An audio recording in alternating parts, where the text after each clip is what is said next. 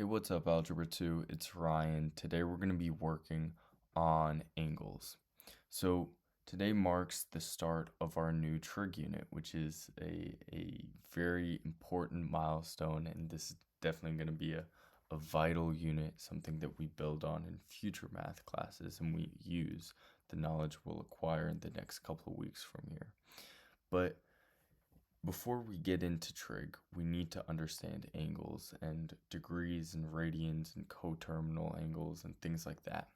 And so we're just going to go over that today, set the foundation so that in the future we can get into trig and we have a comprehensive base. We'll be incorporating some trig in today's lecture a little bit towards the end. But yeah, we're mostly just going to be talking about angles. So let's just get into this in the beginning. So as you can see here on the left, we can graph angles in sort of a coordinate plane. And so we have some notes up here. And so we say an angle on the coordinate plane is in standard form when the vertex is on the origin. So that means where these two rays come out from, that vertex, that point is on the origin. And one ray lies on the positive x-axis. So that one ray that's lying on the positive x-axis is this ray, this blue line. And that ray on the positive x-axis is called the initial side.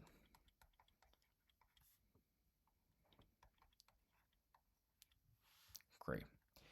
Now the other ray, I'm actually just going to do this in a different color because I don't know why. Just feeling like color coordinating this today. That other ray is called the terminal side. And if you think about this, some of that just looks a little weird. If you think about this, the names kind of make intuitive sense. We start at this blue ray, right? And then we move to this red ray. So we have this initial side, and when we rotate, we end at this terminal side, terminal and initial start, whatever. Okay. And so one thing also to notice is counterclockwise rotation. So rotations going in this direction. Those are positive angle measures. And so that's just by convention. And so the opposite is true. So clockwise rotations would result in negative angle measures. And then one full revolution in terms of degrees is going to be 360. And hopefully you've heard that before. When you see someone do a dunk and they do a full revolution, a full spin, that's a 360-degree jump or whatever. Okay, so now let's get some practice drawing some angles. So we start, and I'm going to keep on color coding this. We start with this ray along the x-axis in blue. And let's actually draw this for all of these, because we're always going to have this initial side. And then for 75 degrees, this is 75 degrees, so it's positive, so we're rotating counterclockwise, so in this direction. 75 degrees isn't quite a right angle, right? 75 degrees is still acute, but it's near 90 degrees, and this 90 degrees is this straight up and down, right? This right angle. So I'm going to have my terminal side be about here, where I'm close to 90, but I'm not quite there yet. So something like this. Right, we're rotating that way. Okay, so now for number 2, we have this angle negative 160 degrees. So we have a negative, so we're rotating clockwise. So that means something like this, in this direction. And then we in terms of the magnitude of this angle measure, we have 160. And so 160, right? Well, let's first have this benchmark of 180.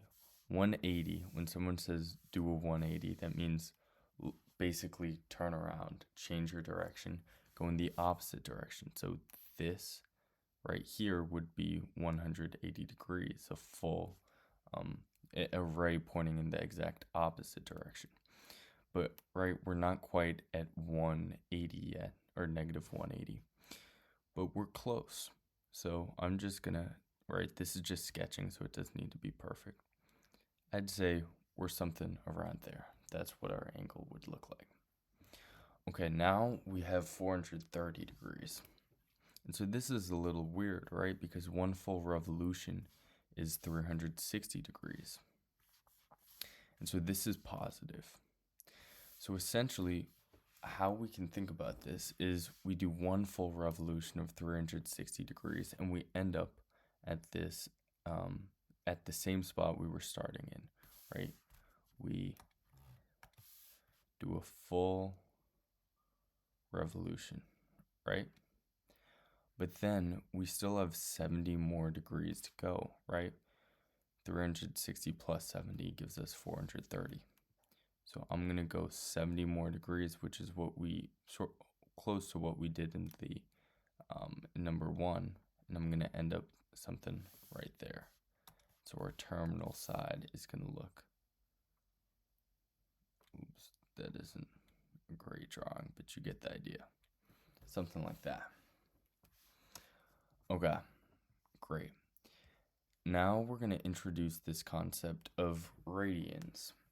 So radians is a unit to measure angles, and it's all based on arc length, okay? So let's see, it's based on arc length. So 1 radian is defined as the measure of an angle formed when the radius is equivalent to the length of the intercepted arc. So essentially, in this diagram we have off to the left, this blue segment is our radius, right?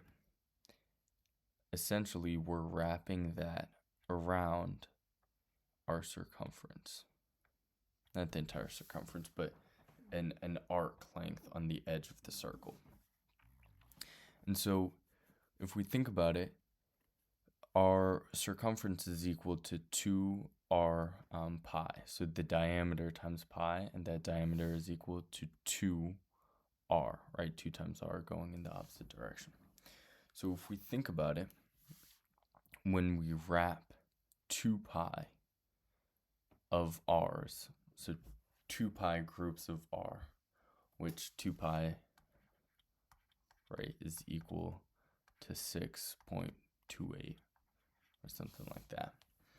So if we take 6 groups of r and keep on wrapping them around, and a little bit more, like around a quarter of r, we'd get 1 full rotation. So 360 degrees is 2 pi radians.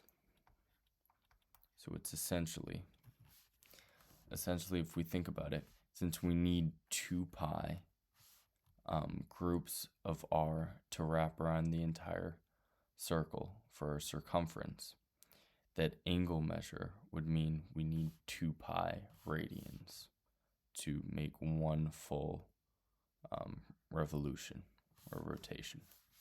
So here, if we think about, if we essentially divide both sides by 2, 180 is just pi radians. Okay, so this is using radians as a unit of angle measure is something that you definitely want to become comfortable with, because most often when you're relating or talking about trig functions, they're going to be more so talking about radians rather than degrees. You're not really going to see trig functions graphed as functions of degrees. You're more so going to see them in terms of radians. But it is important to be able to go from radians to degrees and vice versa. And so if we think about it, radians are pi. So right, pi is a constant.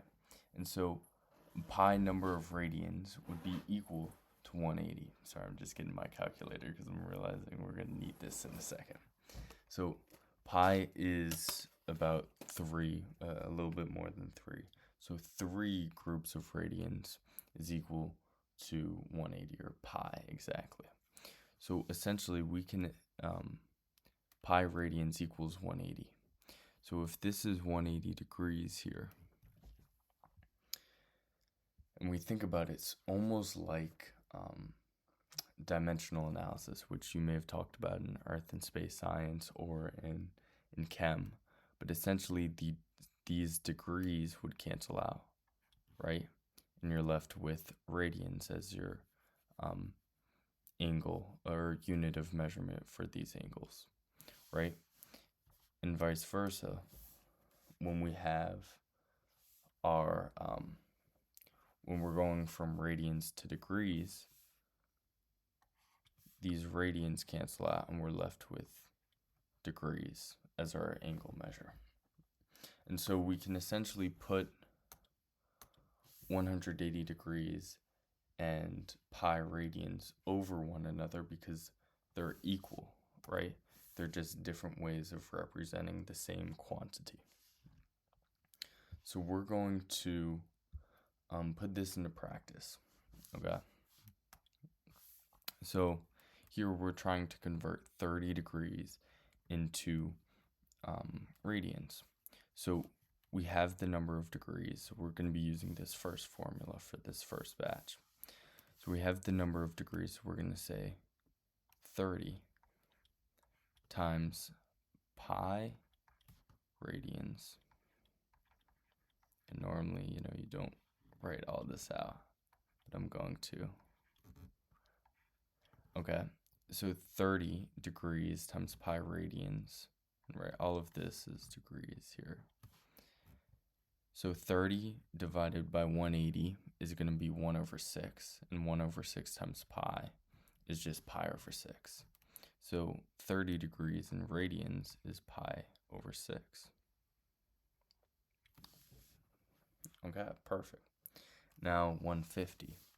So we're going to do 150, and then I'm just going to do times pi over 180. And so 150 divided by 180, I don't know why I brought out the calculator, it doesn't matter. So essentially we have 15 over 18, and so we can divide both by 3, and we get 5 over 6. So this would be 5 pi over 6. And maybe technically you should write radians, but really when we're talking about angle measures and somebody sees something with pi, we're pretty much going to assume it's in radians, right? Okay, now we have 220, or negative 220. So negative 220 times pi over 180. Well, we have 22 over 18. We can divide both by 2. We get 11 over 9. So we get negative 11 pi over 9. Great. Okay, now let's go the opposite way. So from radians to degrees. So we start with 4 pi over 3. And now instead of multiplying by pi over 180, we multiply by 180 over pi. The reason we do this is because now those pi's cancel out. We have 180 divided by 3, which is 60. 60 times 4 is 240 degrees. Perfect. And then we have 5 pi over 36, and that's negative actually. So we multiply by 180 over pi. These pi's cancel out. And we have 180 over 36. I'm just going to plug that into my calculator. We get 5. 5 times 5 is negative 25. So negative 25 degrees. Perfect. Now the last one, 7 pi over 4. We multiply by 180 over pi. Pi's cancel out. 180 divided by 4 should be 45. 45 times 7. Could do that out. Think about it. But I don't really feel like using my brain. That's equal to 315 degrees. And right, that was 45 times 7. Yeah. Okay. Perfect. Good. Okay, so now we're going to talk about coterminal angles. So angles in standard position with the same terminal side are called coterminal, right? This prefix co means, two things are the same or they're together. So in terminal, right? Terminar or whatever means to end. So both of these angles are ending at the same point. So essentially give two coterminal angles for each given angle, one positive and one negative. So let's look at this example that we have off to the left. So we have this initial side where we have this blue ray, and then we have this terminal side that's going vertically.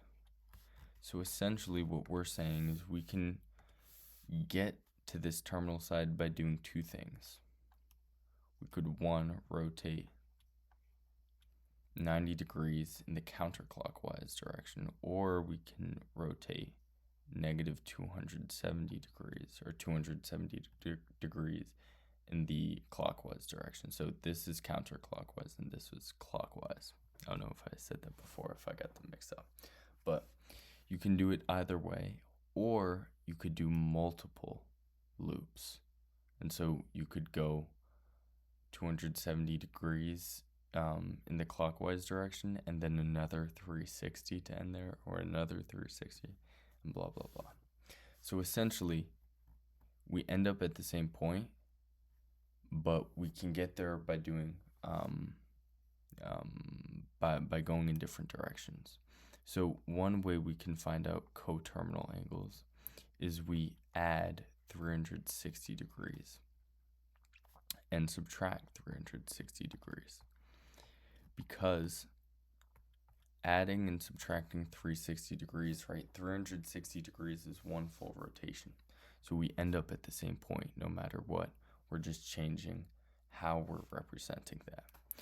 So 65 plus 360 would be 425 degrees. 65 minus 360 would give us negative 295 degrees. Perfect. And so 540, I'm going to minus 360. And then I'm going to minus whatever we get from that. I'm going to minus 360, then minus 360 again. Because, right, all of this is one full rotation. So we can do one full rotation, end up at the same point, and then do another full rotation and end up at the same point. So 540 minus 360 would give us about what? 240. I'm tripping, 180. Okay, 180. And then we do 180 minus 360 again, we get negative 180. And right, these are degrees. Let me just make sure I'm good. I'm recording this at 2:35 in the morning, so my mind isn't in the best shape. Okay, let's see. Now we have radians, okay? And so we're going to use the same logic, except instead of adding and subtracting 360 degrees, we're going to add and subtract the equivalent for radians. So 360 degrees is one full rotation in degrees. What's one full rotation in radians? And so that's going to be 2 pi. And so essentially here, we're going to do 13 pi over 18 plus 2 pi. And so 2 pi in this case would be 36 pi over 18. So 36 plus 13 would be 49 over 18 pi. So we get something like that. And then we can also subtract. Sorry, this is getting kind of messy, so I'm going to zoom in. 13 pi over 18 minus 2 pi. So, right, 2 pi would be 36 pi over 18, so 13 minus 36 would be negative 23 pi over 18. Great. Now we sort of do the same thing here. So I'm going to add, I'm going to add 2 pi. And so 2 pi in this case would be 18 pi over 9. And right, I'm just thinking of this in a different way, 2 pi in a different way, so we have common denominators, right? So 18 pi over 9, 18 plus 14 would be 32. So 32 pi over 9. But we can also subtract 2 pi. And so that subtract 18 pi over 9. Yeah, 18 pi over 9, sorry. And so 14 minus 18 is negative 4 pi over 9. Great. Okay, now let's talk about reference angles for a second. So for an angle in standard form, angle theta in standard form, the reference angle is the positive acute angle formed by the terminal side and the x-axis.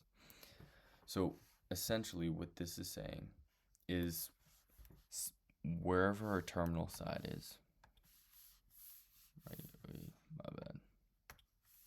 Wherever our terminal side is, so in this case, this is our terminal side, we want to look for the x-axis and we want to get there in the shortest way possible. So that's going to be an acute angle. And so for example here, the shortest way we can get to the x-axis is just by going using this angle. And so that angle, no matter if we're going to the like going in the clockwise or the counterclockwise direction, it's always going to be positive.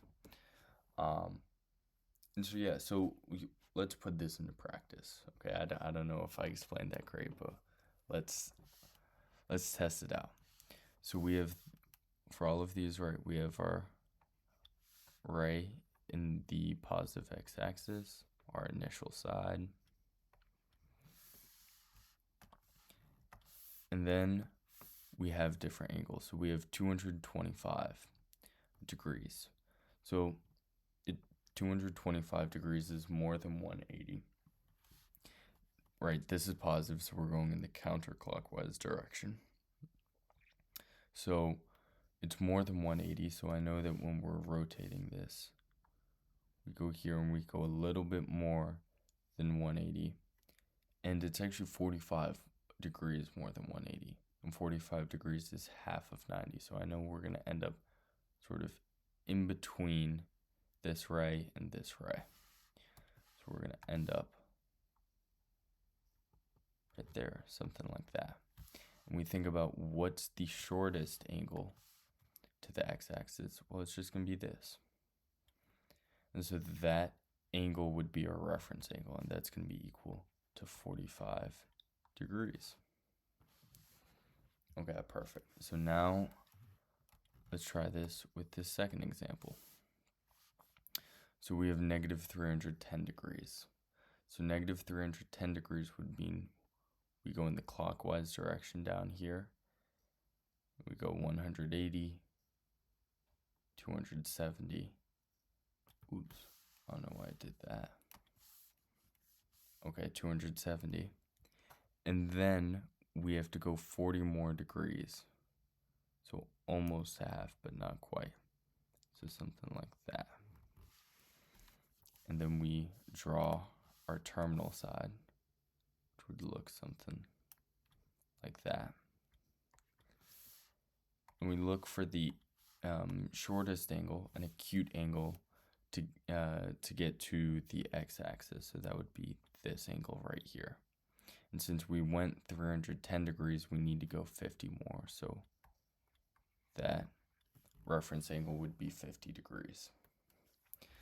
Now let's do this with radians. So this is good practice to start thinking in terms of radians. So it's positive, so we go in the, it's positive, so we go counterclockwise. But actually, I don't know how to, oh, okay, sorry. Here's how to describe it without just memorizing it. So we know pi is 180 degrees. So this ray pointing in this direction would be pi, but we have 2/3 of that. So essentially we want to go to right about here, because this is 2/3 of this entire angle, right? And so we end up essentially like that. And we think, how can we get to the x-axis using an acute angle? Well, it's going to be this angle right here. And that, well, you think about, we want to get to pi, right? And we've gone 2 pi over 3. So we need to go pi over 3 radians more to get to the x-axis. So this reference angle would be pi over 3. Okay, hopefully that makes a little bit of sense. Now we're going to start to use all of that knowledge to set the foundation for trig functions. So let theta be the angle in standard form, and p of xy be a point on the terminal side of theta. So essentially, that, if you did not understand that, we're rotating, or we have this angle of measure theta, and we have this terminal side, right? And on this terminal side is this point. And that point has coordinates x, y. And you see that right here with these coordinates. And so the distance from P to the origin R can be found using the formula. Well, so R is this hypotenuse. So essentially, when we have this point, what we're doing is we're creating our own sort of grid. We're seeing the change in y and the change in x from the origin. And we can find R using the Pythagorean theorem. So essentially, R would be equal to the square root of x squared plus y squared. Okay? And this is just the Pythagorean theorem, right? We have r squared equals x squared plus y squared. So the legs squared times the the sum of the legs squared equals the hypotenuse squared. And then we want to find sine, cosine, tan, blah, blah, blah of theta.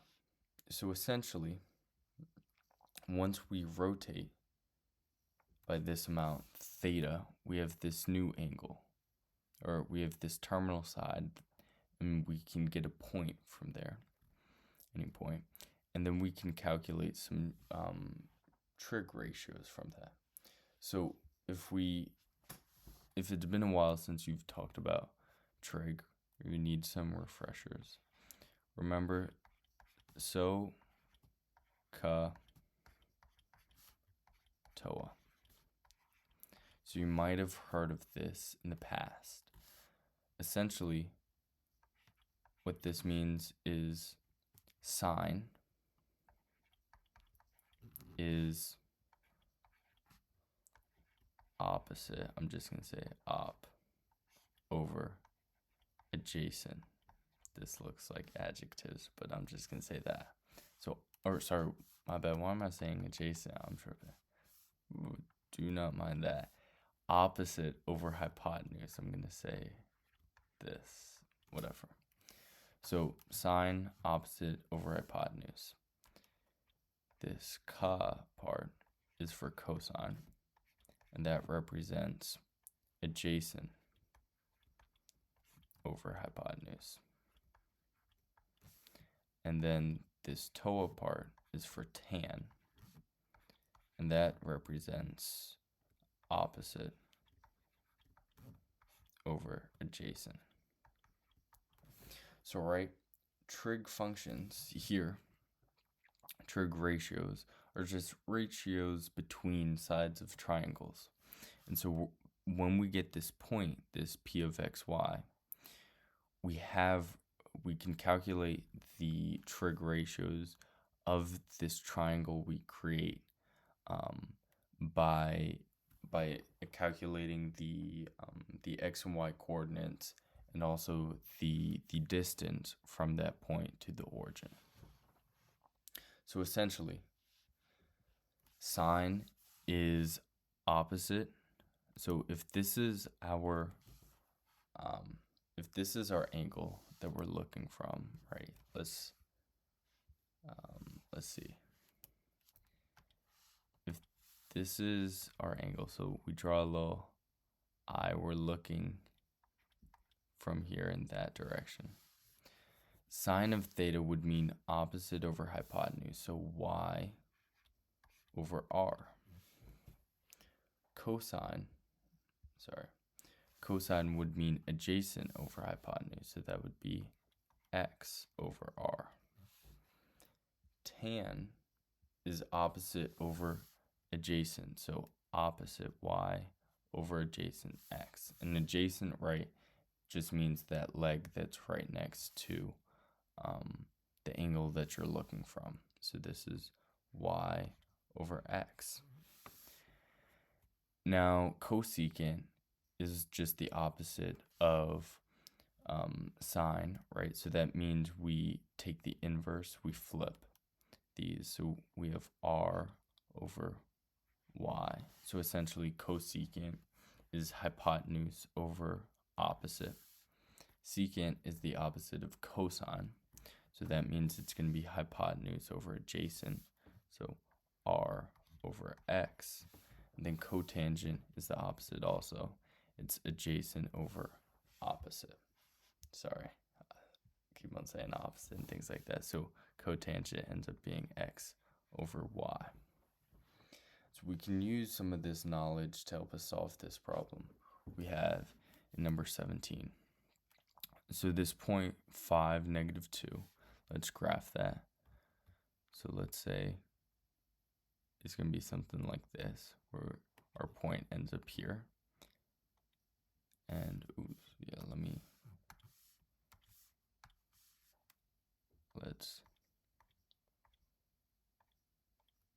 have something like that.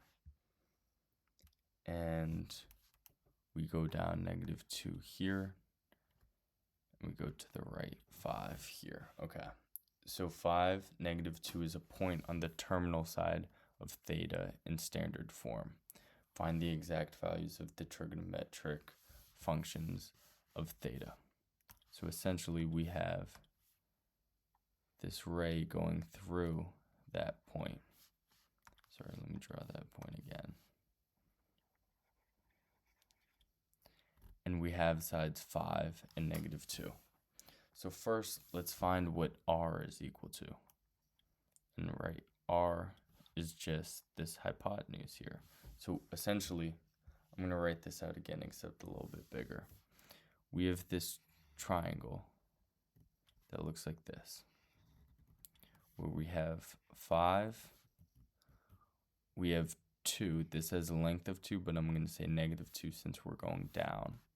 And then we're trying to find this hypotenuse. So we find that hypotenuse by using this formula where we have r equals x squared, or the square root of x squared plus y squared. So x squared is 5 squared, which is 25, plus y squared. So negative 2 squared is 4. So that's 4. And so we get the square root of 29. which we can't simplify. So this is root 29. Okay, so sine, right, you remember, is y over r. So it's, if we're looking at it from the origin, which in this case in these type of cases, we're always looking at it from the origin. So, like, I don't know, I'm just sort of kind of doing whatever. But imagine you have a little I. Okay, and we're looking at it from this angle. Well, this side is opposite, and this side is the hypotenuse. So sine is going to be -2 over root 29. Now, typically you don't want to write this. So we're going to rationalize the denominator by multiplying both the numerator and the denominator by root 29. So I'm going to say -2 times root 29 over 29. And essentially, I'll just show you what I did there. Instead of -2 over root 29, I multiplied by root 29 over root 29 and got -2 root 29 over 29. And then you'd see if you can simplify this. But we don't want radicals in the denominator, right? This should look familiar to you. But yeah, just make sure your radicals are in the numerator if you do have any. Okay, so cosine, when we're looking at it from this angle, is, or actually let's do cosecant right now. Cosecant is just a reciprocal, right? Y over r, r over y. So instead of -2 over root 29, we say -root 29 over 2. Perfect. Now cosine, we calculate cosine by adjacent over hypotenuse. So we say 5 over root 29. Again, we can't, or we want to, we don't want radicals on the denominator, so we end up saying 5 root 29 over 29.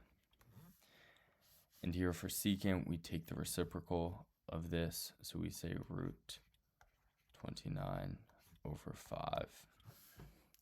Now tangent is opposite over adjacent, so -2 over 5. That's simple, right? So we have -2 over 5, and then cotangent is just a reciprocal, so -5 over 2. Perfect. So that's pretty much all we're going to cover today. You have some extra work you can practice, and this is just all the stuff we talked about in today's lecture, but actually getting more reps at it. But hopefully this lecture was informative and you've learned a little bit more about degrees, radians, coterminal angles, reference angles, things like that, and also how to apply them in a basic sense to some trig functions and trig ratios. This will definitely be a very important part in laying the foundation for the entire trig unit. And definitely trig is the basis of, or a prerequisite that's needed in a lot of future math classes. So yeah, stay tuned, and yeah, I hope you have a great day. Bye.